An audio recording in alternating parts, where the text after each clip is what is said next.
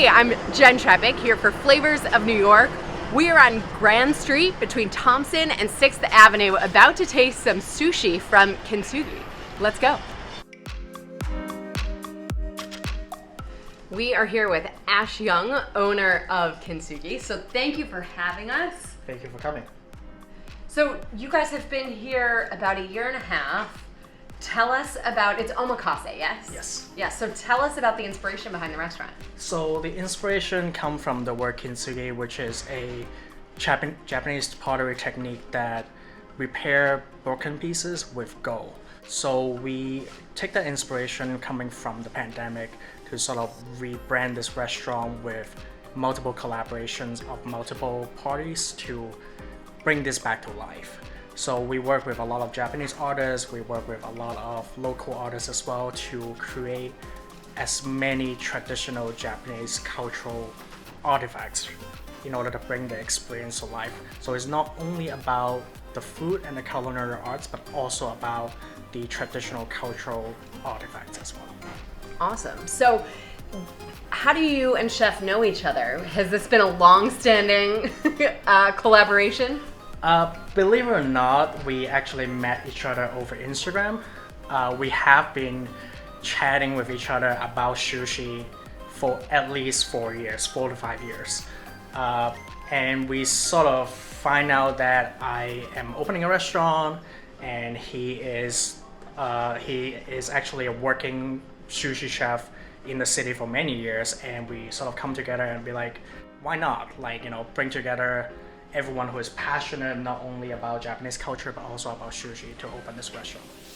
So when you say artifacts, it's like our sake glasses, yeah, right? And I noticed the plates. Where else do we see the artifacts here? So every year we commission and collaborate with a different artist to work on a different kind of either modern or traditional Japanese art.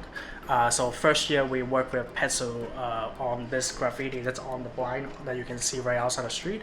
The second year we worked with a traditional hand dyeing company for some traditional Japanese Norin screen, which is displayed all over our restaurant. And then this year we work with two pottery artists located in Chicago area, and they created these pieces for us. Hi, I'm Chef Victor Chan, and now I'm going to prepare you the akamutsu sushi. This is akamutsu, or rosy sea perch, a deep ocean fish that has a rich fattiness, almost like wagyu, but from the ocean.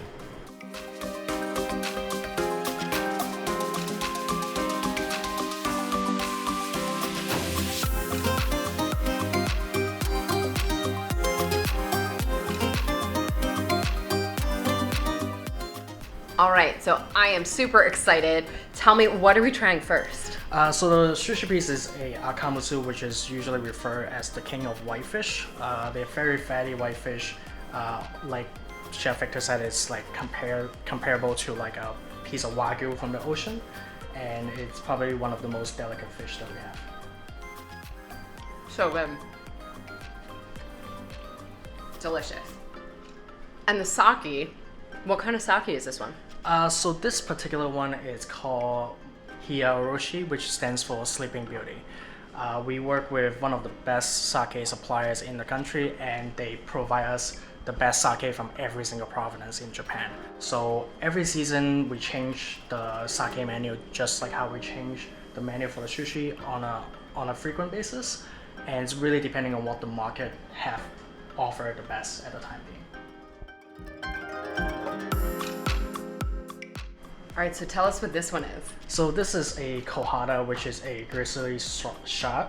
It's a very traditional Japanese sushi, which is only purpose is to serving omakase sushi. You basically evaluate how good a sushi chef is based on that piece. So if there's any piece of sushi to look out for, that will be the piece in any omakase place. Excellent, chef.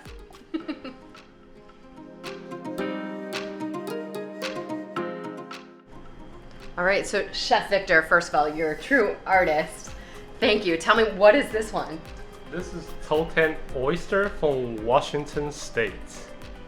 It's one of the most creamiest oyster that I found. It's matched with the sushi rice.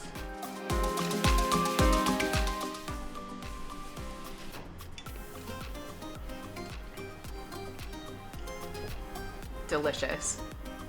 So I noticed we're sitting very close to chef when he's preparing and even to each other. Is this intentional? Tell us about it. Absolutely. So we intentionally make the customer as close to us as possible because omakase is all about developing a relationship with the chef. The more that you talk to the chef and the more that you tell us what you like, what you don't like, we can tailor the experience closer to how your palate experience the whole restaurant, right? We can tailor your dietary restriction, we can tailor some of the tasting, the seasoning, and even in sake pairings, we can make sure that the flavor profile matches what you like. And you have a variety of omakase options, correct? Tell us about sort of the range of the experience. So we have actually 4 different types of omakase. We have sort of like an entry level for people who are not comfortable spending a large sum of money on omakase yet to sort of try it out. And we also have multiple upper tiers that showcase more of the seasonal pieces as well as showcasing more technique-driven items. We also provide a sake pairing that goes along to each of the omakase experience so that we can make that experience much more elevated in order to bring in the best of the season to you guys. Thank you so much for having us. It's a pleasure to meet you. And we wish you all the best. Thank you again. Thank you. Cheers to Flavors of New York. Cheers.